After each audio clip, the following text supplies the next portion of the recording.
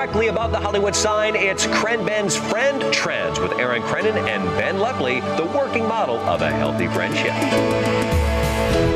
Hi, everyone, and thank you for joining us on the ChrenBen's Friend Trends podcast. My name's Aaron Crennan, and I'm alongside my best friend, Ben Lepley. How are you doing, Ben? Feeling fine at 9:34 Oh, it's getting late. p.m. We should wrap this up. Oh, yeah. Good night, everybody. Well, we're alongside our friend, Rachel Staman. How are you doing, Rachel? Oh, Rachel! Guys, it's Thank Rachel. You for having me. We so welcome. love Rachel, seriously. Big I fans love- of the Big R. Big fans of the Stamans. Is it stamen like a part of a flower? It is. Talk to us Is that about how it's... Etymology. Is it spelled the same way? No, it is spelled differently. It is okay. man, like a Jew. Oh, okay. Oh. Yeah, Oh. like every Oh. Jewish last name. I understand that. I see. I actually have a very natural segue from that. Flowers. So when I was driving home tonight, and I just read this article about bees and how they're dying. I mean, it's not like Ben, it's are you bleeding? new information. Oh, my God. There's blood coming out of my foot. Hey, play on, man. Play on. I'm trying to get Power through. Trying to get out of the couch. That's Oh, actually God. a decent amount of blood. I'm not going to stop this podcast. No, now it's just too good. Just now. get a little dizzy. I was reading an article about bees and Ben? No. Ben? Oh, good, he's still alive. it's a bit. I am bleeding though, for real, but it's fine. It's not that bad. So I was reading this article about bees and how they're dying, and I think it's all a myth. Not gonna. you really? Well, no, I think what everyone is saying about it is a myth. I actually heard somewhere that it's not honeybees that are dying. It's the dumb bees that don't contribute anything No, to society. honeybees it is the dumb bee. It's like the drone or something about like honeybees don't actually do what we think they do. Oh. But it was like all the other bees that are actually dying aren't that useful compared to like the tens of thousands of other species of bees that aren't dying. I've felt guilty really since we've become adults, because I feel like there's an article every year about like how the honeybees are dying, and I feel like I see less of them, but it's probably just whatever that thing is, or because I'm being told that there are less, I'm seeing less. Mm-hmm. Oh yeah, totally. That being said, though, I feel like I don't see as many as I used to. So whenever I see them now, I'm always like, oh, just leave it alone. Like, we need it, or else the earth is not going to be able to produce agriculture anymore. I feel like they've gotten to the point where they're saying if there's no more bees, the world will stop spinning. Like we've gotten to that level of alarmism. We need bee weight to keep the gravity. The wings, it's the wind that produces and it spins the that earth. creates ocean waves. Exactly. Which keeps the moon in orbit. But so anyway, long story short, I was driving home tonight, and I try to drink a gallon of water every day now. So I have this big Arrowhead jug, and it's a gallon jug. It's enormous. I feel very weird carrying it around, but if I don't do that, I won't drink water. Like, I can't go get a glass at a time. So I'm in the car, and I'm driving home, and the windows are down, and a bee flies in, and I'm like, oh, a bee. Don't react. It's needed to create plant life, to pollinate, and you need to do everything you can to get it out of the wind. It landed on the seat, and I grabbed my water jug, and I just instinctively started smashing the bee, but the cap was off. Oh no! Of the water Sloshville. jug. Yeah. Sloshville. So seriously though, like this, I'm in my car. I'm going up Laurel, up Laurel Canyon, going uphill, and it's people in front and behind me during rush hour, and I'm going foosh, foosh, foosh, and there's water splashing all over my windows, the seats, and it was like a blind rage, and by the time I was done, there was just this bee corpse just floating a little puddle of water on the seat next to me, and it just went so quickly from like, let's save these bees, to like, fuck, I'm a human. Actually, something I will say about that, having driven a convertible now for about a little over a year, I bet it's a bee city. I've learned the three... Not as funny as Sloshville. That's a higher population, though. Not for long. No, the three biggest enemies to being in a convertible that I didn't realize when I went into it are bees, because they just come and go as they please. Right. The second is the sun. And that seems like a no-brainer, but when you're in traffic in LA and you're stuck there and you're just getting beaten down on it. And then the third would be homeless people. Well, I've got a real quick tale to tell tonight. Rachel, I don't know if you knew this about me, but my first job when I was 16, I got a summer job at Best Buy, and there's this complex in West Des Moines that has Best Buy, Borders, and Sports Authority. So I've already told the Borders tale. That was a few years after this. The Sports Authority tale will come on a future podcast, but tonight it's all about Best Buy, the first job, number one, and it was awful. In all honesty, it was, I guess I think back on it somewhat fondly because it was like my first job ever, and it was like the first paycheck I ever got, and the first job interview I ever had, and the first experience of like behind the scenes at retail. Was that when you were 16? Yeah. Okay. I didn't know if it was 18. Yeah, I said that, bud. Oh, did you really? Oh my God, Aaron. God. Can you fucking put the Coke can down and listen to my story? Ben, you're bleeding. It's a time loop. The worst thing about it was that they made us sell these warranties. They called them PRP plans, or maybe PRPs. The last P is probably for plan. Product replacement plan is what it stood for. So when someone would check something out, on your monitor, a little window would pop up and it would say PRP available. And it would range anywhere from like $5 to $15 to $45 to $100, just depending on the size and cost of the item. And they had us do these pitches. And I remember just being so grossed out as a 16-year-old because I'm like, why isn't this being done by salesmen? Why are you relying on the cashier? And I knew myself. I was like, I'm not good at talking to people. That's why I work at a Best Buy as a 16-year-old. Like, Ben, if you sold me anything, I would buy whatever you were selling. You don't know 16-year-old Ben. You know present day Ben, but you don't know weird, gangly 16-year-old who just wanted to stay home and play King's Quest Ben. So like, this is the Ben I never knew. we weren't friends at this point in our lives. We knew of each other, but we hadn't become buds yet. So it was a huge deal, and it seemed like the longer the summer went on, the bigger the deal the PRP became.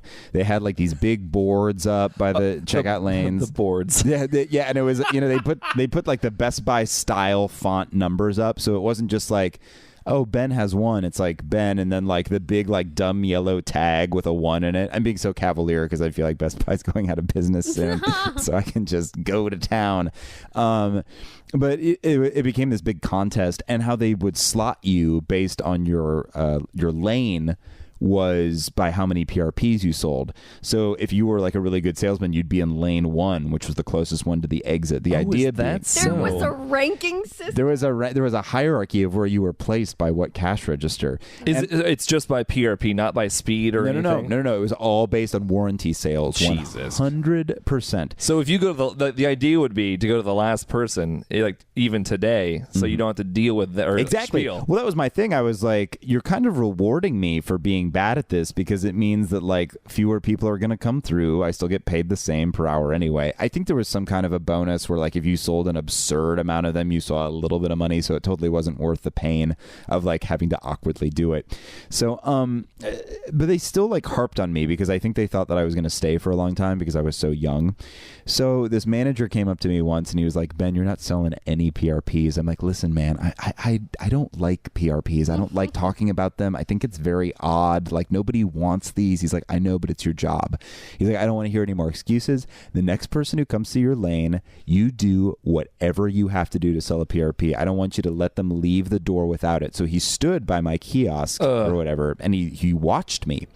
And so this old man, very old, very curmudgeon-y, came through.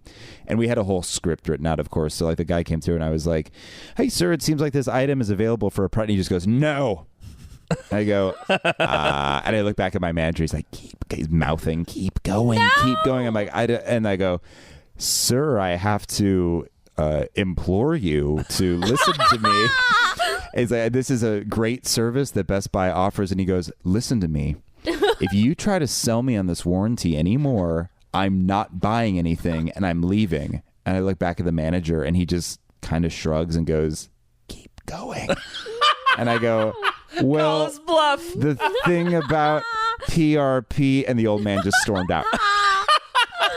And the manager came up to me and he was like, next time try more confidence. I was like, what are you talking about? out. So then the same situation happened a month later. That was in June. And then July, another situation happened where this guy came through, and it was right when the Game Boy Advance had come out. So he was buying a Game Boy Advance and a bunch of games. He's with his kid.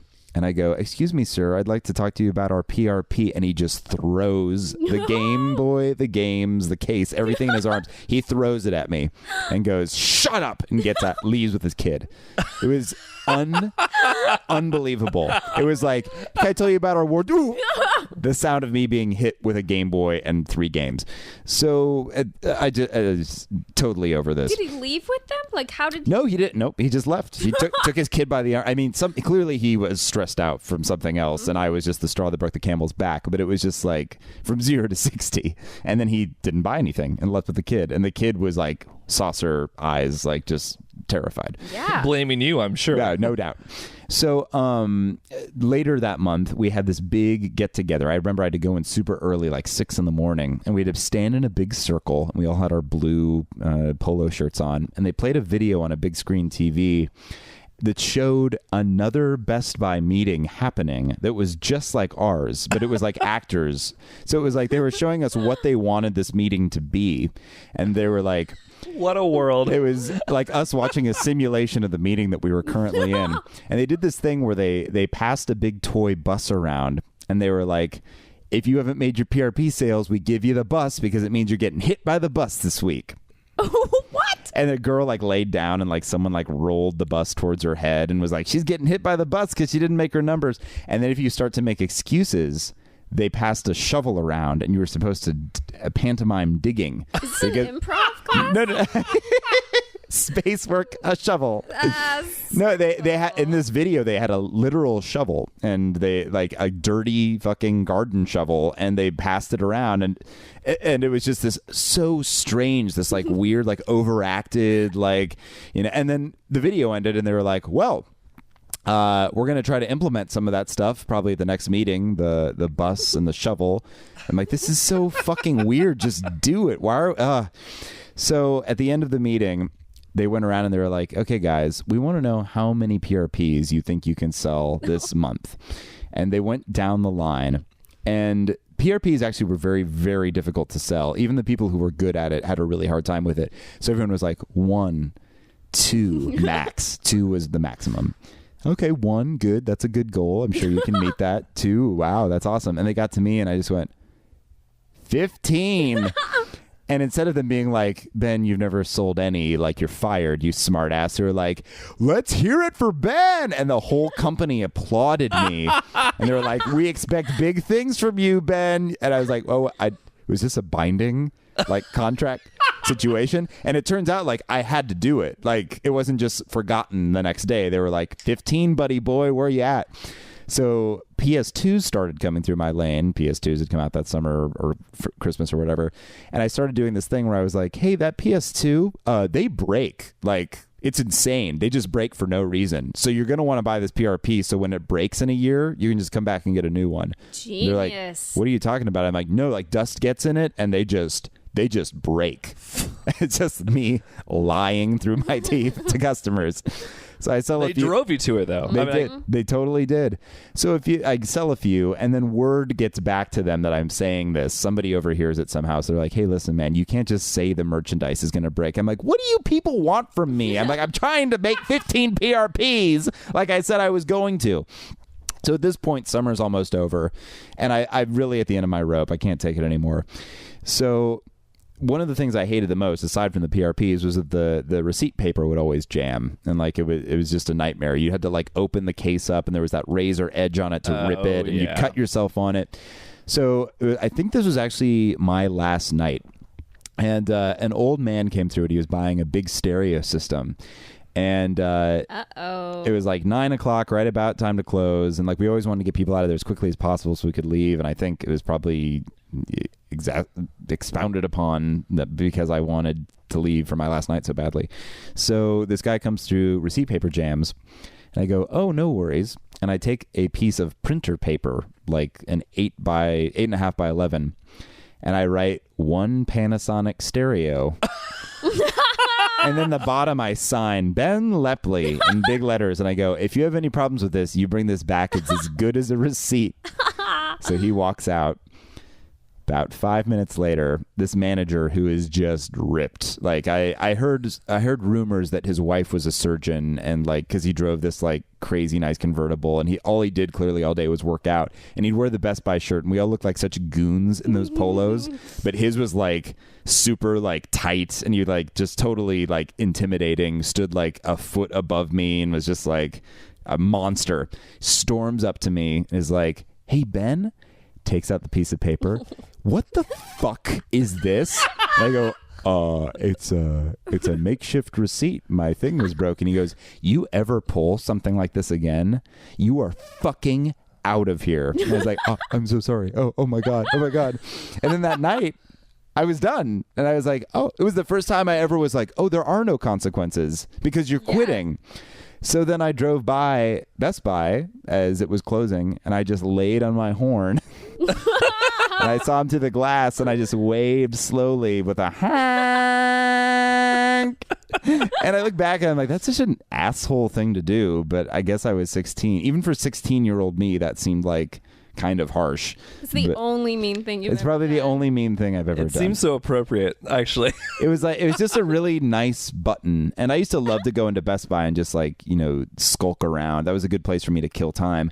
I didn't go back for like 2 years because working there tainted the experience so much for me. Also, they had a CD of like 10 tracks that they played over and over again with Best Buy Radio. Called Best Buy Radio. There's this voiceover announcer who'd come on in between and go, next up on Best Buy Radio, Saliva thrashes with their new hit. And then the Saliva song would play. And I thought that CD would still be there 2 years later, so I didn't go back. But I just always remember the brashness of what I thought I could achieve in PRP sales, and it never worked out.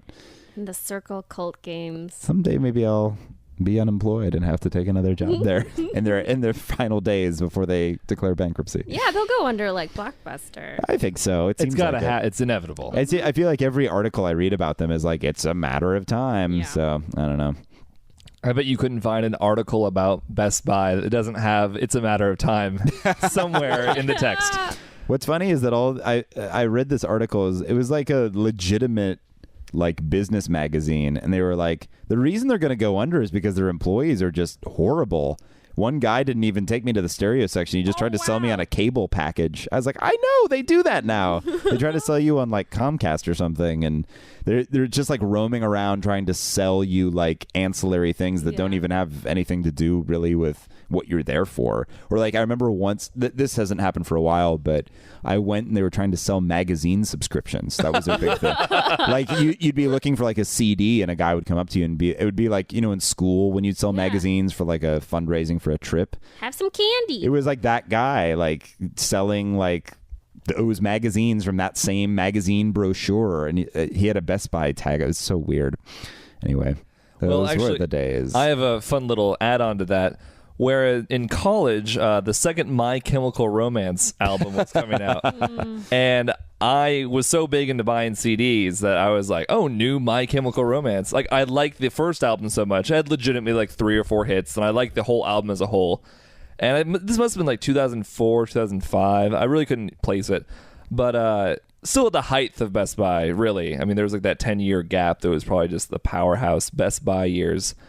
And I went to buy the CD, and it was the only thing I was buying. And there was a young girl behind the counter, and she goes, oh, you like My Chemical Romance? I was like, oh, yeah, I love the first album. Well, she's like, if you like the first album, you might not like this one. And I go, oh, okay. And I walked and didn't buy it. Oh. But she was so shocked, and she looked back at a manager, and he was like, wait, what? And like she was blew a sale. She blew the sale. I don't know what she was expecting me to do, but like, why wouldn't I take her word for it? I'm so glad I didn't buy that album. Was she trying to like flirt and be funny? I have no idea, but you just took it at face value. Oh yeah, I was like, yeah, no, I won't get it. Bye. I'm just Aaron. Is that what you said? Just being Aaron. But on the same subject as gifts, comes my little tale, and I think Rachel, you'll particularly like this one, as it deals once again with my Jewish grandmother. Love her. Oh yeah, she's fantastic. So Part 2 of the. yeah, this one is it's a whole family affair, really. So a few little backstories, her side of the family, Jewish, so we would always celebrate Hanukkah, and because my sister and I were more or less babysat by her growing up, we were always at her house, and we'd come home, and then my parents would do Hanukkahs. It was like 2 Hanukkahs each night, which was just amazing. And I thought it was like the best thing. I think it's why I put it above Christmas for so many years. And then when that stopped, I was like, oh, Christmas is a little bit better. But so the other thing about this was my great uncle, Uncle Bernard. He actually lived out in San Francisco, and he was like a newspaper guy. He was a columnist or like an editorial writer for the San Francisco Chronicle or whatever it's called. And he covered the Sharon Tate murders. Oh. If you guys ever heard of that. He was like the only one allowed in the courtroom. Success. So he actually gained a lot of fame that way. Not like real, notoriety, I guess would be the right way to say it. I was just going to say notoriety. Yeah. Read my mind. So Uncle Bernard was he was a curmudgeon, much like the man Ben described earlier. And probably him. Like, he kind of hated my dad, more or less. And he didn't really like us, but we didn't like him at all. Because what would happen was, over the summer or over the winter, depending on the year, he would come visit from San Francisco, and he'd stay for an entire month. And the basement area, which was like more or less the lower level of the house, it was like a finished, and it's where we played video games and all our toys were. He would like take over because there was a bed down there too, and that became his room, and we could no longer be down there. And this was a guy who was like real stuck up and stuck in the old ages, and because he wrote for a newspaper, he like made my sister practice cursive instead of going out to swim in the pool. And he would always try to make me practice cursive, but I'd always say I never learned cursive. So he's like, you got out of it this really, really mean guy. And it's like hated children is what I figured. And your sister learning that would have gotten her out of it after admitting she knew it. Oh yeah. Horribly mad. Oh wait, I don't know it. I'm wrong. I forgot. I thought it was a kind of math. And the other thing is he always ate borscht. And I don't know, it's like cold beet soup. Family. It's like a crazy Jewish stereotype. Oh yeah. And like my uncle, he was kind of like a ridiculously looking old man. Like, so him eating borscht and like salami, just like kind sandwiches. of like making, he'd like poke fun at my family more or less. Until one day, my mom, who worked at JCPenney, took him to JCPenney because he always wore these like shoes that were like stiff and this horrible form apparently. My mom convinces him to buy a pair of sneakers. And for his whole life, he had never worn a pair of sneakers. He puts them on, and he falls in love with my mom. And he's like, "Oh, these are the greatest thing!" Like, and he was a lot happier, liked my family a lot more. All it took was a pair of sneakers. And it was kind of crazy. Were they and Asics? I have no idea. I'm sure they're like Avia. Do you remember that brand? Oh yeah. But my dad's sister and I still didn't really like him, but because he had warmed up to my mom so much, my mom really started liking him, and she's like, "You should really be nicer to your uncle." And like he was like, that window to the past that like parents always latch on to. It's right. like, you should hear the stories he has. And like, we didn't really understand that who Sharon Tate was or anything like that.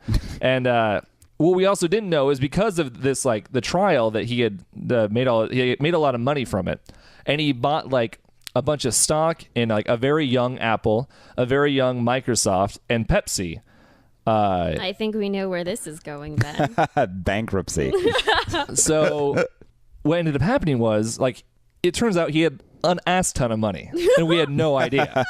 It was kind of a just feel like ass ton is a very Chemical Romance era term.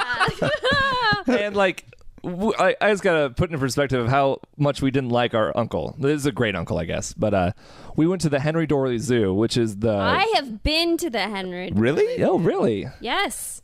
Why would you go to Omaha? Yeah. Why would I go to Omaha? Well, Andy, right? Andy, Hey, he yes. took you there? There was a wedding there. Oh, really? Oh. Parts of the woods. Oh my God. Yeah. When we went there, I was probably 8. Hang on, I want to hear about this wedding. Was it romantic? What was strange about it was at in a building in the zoo, and then when Did we you have to pay figured admission? out- no, we The didn't. zoo guys just stay by the kiosks. We can't go home, man. Well, we tried to leave the wedding and just go around the zoo at night. Oh, that'd be cool. Yeah, until it just really freaked us out, and then we had to come back. Oh, I bet there's some noises out there you don't even want to. That's when they put out the evil animals. They take the good ones in. So we're leaning over the baboon cage, and or it's more like an open space. Yeah. And my dad just leans over to me and he goes, like, very loudly, but like still in like whisper mode, like he's getting close to me, but he wanted my mom to hear. And he goes, "Surprised I let your uncle out of the cage." And like my sister and I like die laughing. We're like, "Take that, Uncle Bernard." Dad got him. Yeah. Sick burn. So anyways, years pass, and now I think I was in 8th grade, and he came to visit in 8th grade, and it was in the winter time, which was, he usually was in the summer. So this was for the winter, which was interesting. It was over Hanukkah and stuff. During his trip, he actually got really sick, and there was like no explanation why. I mean, he had a pacemaker and stuff.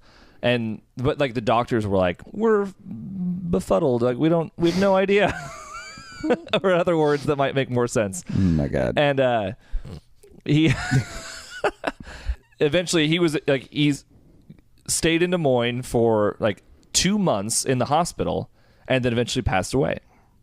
And it was all very sad. And years later, we found out that because my mom had been so nice to him, he had placed us in his will.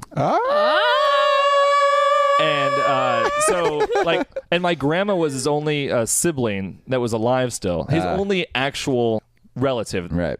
Then he gave my grandma she was like number 1 on like the ranking of like money or whatever. And then the number 2 was like the car, which he had, which is like a 96 Saturn. And then there was like a 3rd tier, 4th tier, and 5th tier. And my mom and dad were the 3rd tier. And then my sister and I and a few other people were the 4th tier. And the 4th tier was actually $50,000. And it was amazing. Oh my God. Wow. And we finally actually ended up getting it. But because I was like going to go to college, that became like my college fund. So I was like, the only way I was able to go to college pretty much was because of my uncle. Well, while I was at college, I was watching an old news report, and not really an old news report, a news report. Now it's old, but it's probably around the 2005, 2006 time. I was still like a sophomore or junior, I guess. And what they had said... No one was saying ass ton at this point. Yeah, not quite yet. Saturns had gone out of business. Right. And I heard that certain remote control cars... Oh my God. released a frequency that would mess with pacemakers. And lo and behold, some years back, that very Hanukkah, my grandmother had gotten me a remote control car. So you fucking murdered your great uncle and took his inheritance with this car. What happened was, she gave it to me. I played with it in front of him. I mean, unbeknownst to anyone, who knew? But years later, I was like, oh my God. That's why they couldn't figure it out, because they just figured it out. Like, it was like that year, they're like, we finally put together what had happened like so many years before. But wait, I'm sorry. Was he in the hospital because of pacemaker issues specifically? Oh, yeah. The pacemaker started beating erratically, and they couldn't figure out why. Okay. And because of that, it happened for so long. Now who's not listening to the stories, Ben? Right, Ben? Put the blood down. I actually was futzing with the blood on my leg while you were telling that part. So yeah, basically, long story short, I accidentally killed my great uncle and got through college because of it. Did you get a stock? Oh no! When he passed away, they were sold off to pay off his Cashed out. Yeah, but like to this day, I'm like, oh, if we because that was really before Apple really. That was before the iPhone. That was before that. Jeez. So, oh my God, could you imagine? How much time did you actually spend with the toy car in front of your great uncle? I can only say enough. Yeah, right. I think that's the best response.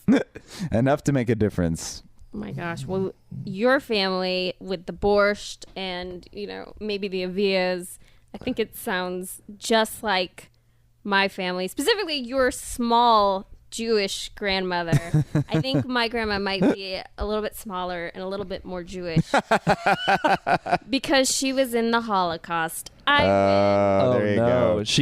She does win. You know how your grandma was so kind and loved, making sandwiches for you, and which is so weird when you said salami from last week, because literally my mom has tried to put salami on me. Like, it's this specific string top, like Hungarian salami that I know that one time she has said it was a good idea to bring it with us in the sweltering heat to a botanical garden. She just packed it like a picnic style for the day. She said, I think you should take the salami. It's a really good idea. It's like 100-degree This sweaty meat. desert. Yeah. Sweat meat. It made no sense. So it's like a generational thing. But my grandma, I don't know, this really weird story of she's just wonderful, but and she's always trying to like buy us things. So when I was young, I took advantage of it, and we went to Mervin's, another place that has gone under. Oh, and, yeah. Mervin's. I don't think I remember Mervin's. Remember Mervin's? Maybe it was like a Southwest thing in Phoenix. No, I remember. I don't remember where I know it from. Maybe from here when I was a kid and visiting. That's possibly it. Yeah. So We'll let all the listeners know next week. I'll think about it. No, it's me, not you. and we went in, and I think it was about 8, and I was going to get a wallet, another Jewish thing. And we went in, and I mean, this was before American Apparel and, all the provocative brands, but Guess was the brand. That question mark, like, what does it mean? I gotta tell you, I feel like my sister got Guess wallets for 7 consecutive Christmases. Yes. Well, I mean, I still have mine, and I'm going to show it to you. It is the most... Oh, my God. It's still here, and I'm going to tell you why I still have this horrible brown beat up Guess wallet. I'll tell you why, because they're made sturdily and good, high quality. Right. For blonde, buxom women. And I wanted that little triangle on my butt in any form. So I got the wallet. We're going to flash forward to like, I don't even know what it would be, like 12 years later. Nope, more. This is my first year, junior year, first day of driving a car. Oh my God. With my friends. A lot of milestones. My mom's 1993 gold Volvo station wagon. Brought it to summer school. I was looking at gold station wagons today.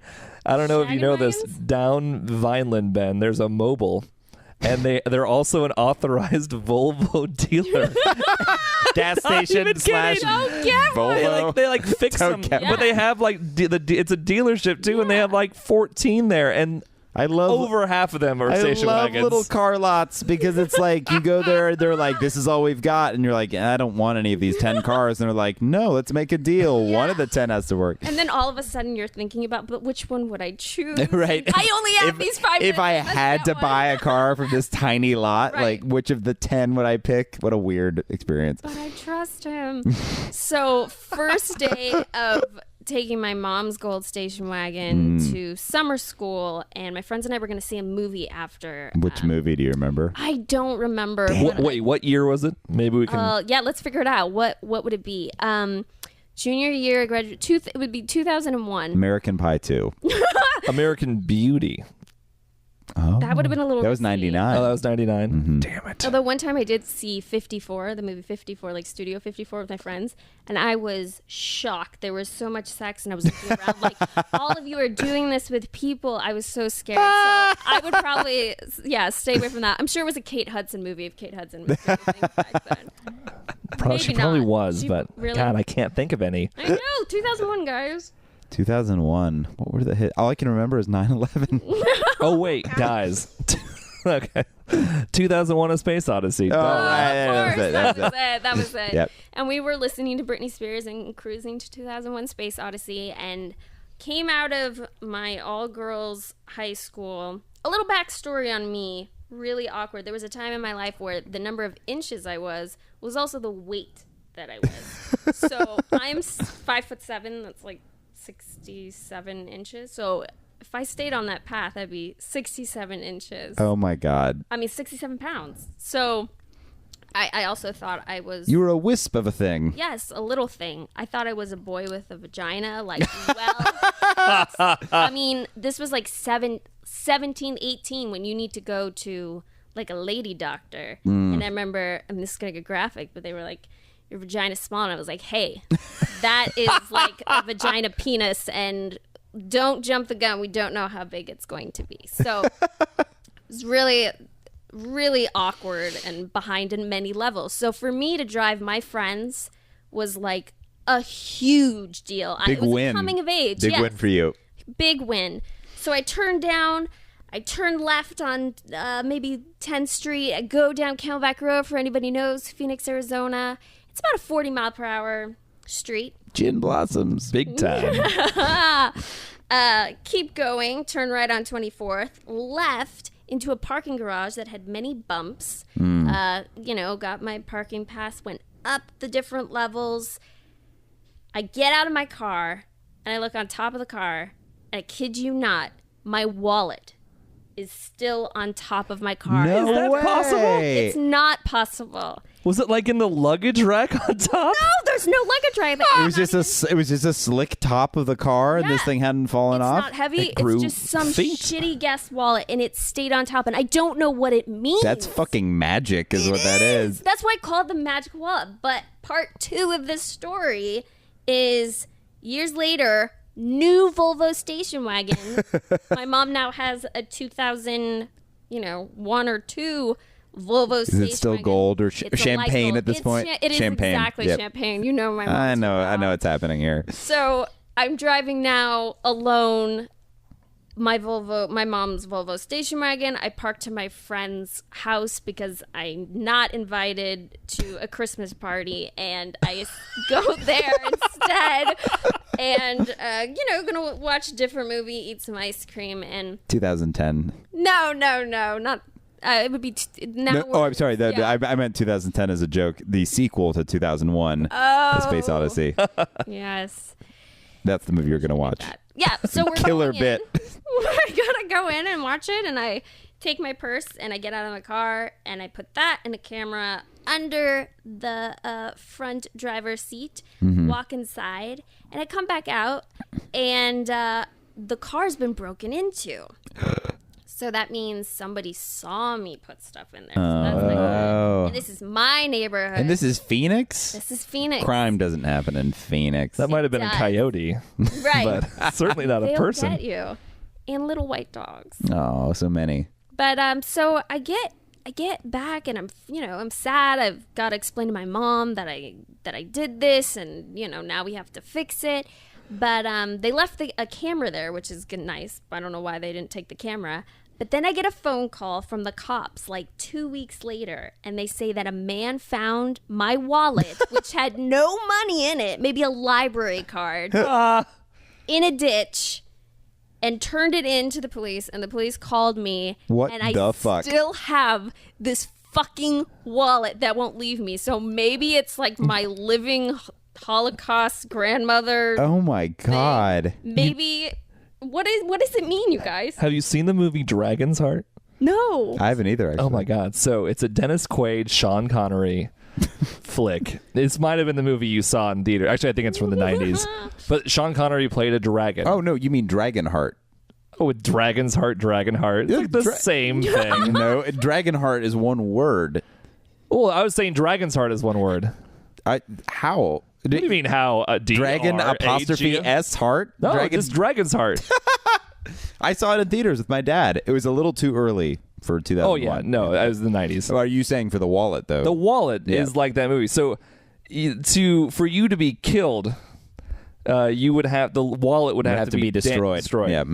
Essentially, what happens is there's this king prince at the time, young boy. He gets hurt, right? Like Yeah. stabbed, and they need half of a dragon's heart to put into his body to keep him alive. So the last dragon, voiced by Sean Connery, takes out half of his heart, gives it to the boy.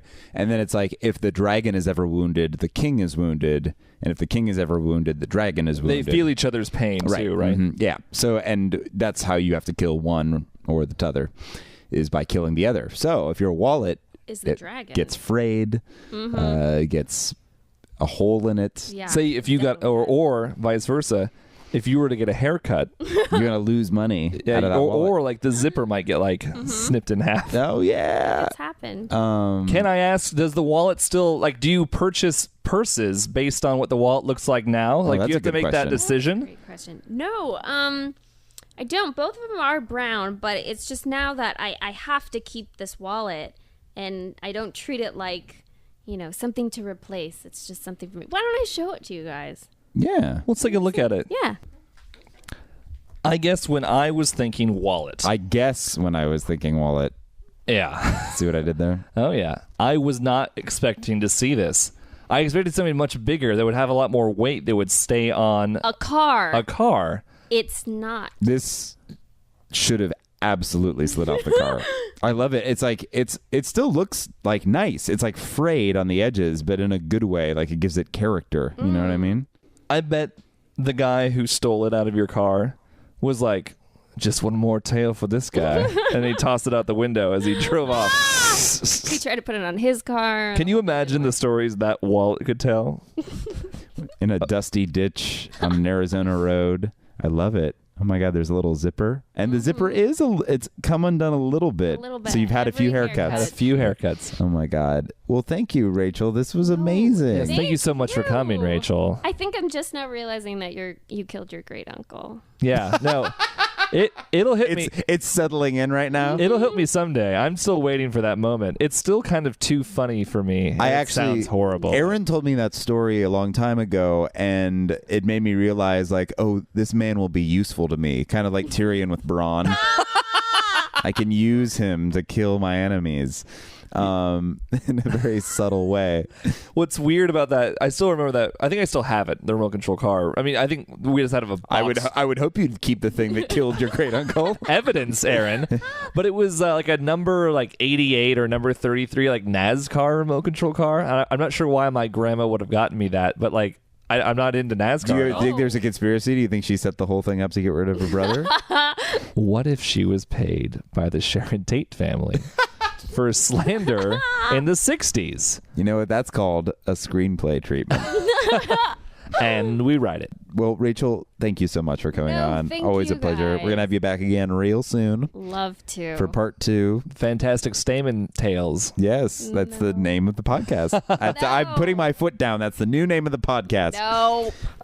Do you have a Twitter? I don't know. You do, actually. Yes. I do know, and it's very funny. No, it's just Rachel Staman. Well, that's great. And you can also follow ChrenBen's Friend Trends on Twitter at ChrenBens. I'm not going to spell it anymore. I just... ChrenBens. Oh, thank you. Oh, perfect. Great. Or at White Bathrobe. Uh-huh. And do you remember Aaron's? Is it just Crennan? You It got is it. just Crennan. You got it. At Crennan. That's a podcast, and Ben's got to get a bandage for his blood. I've actually... it's everywhere.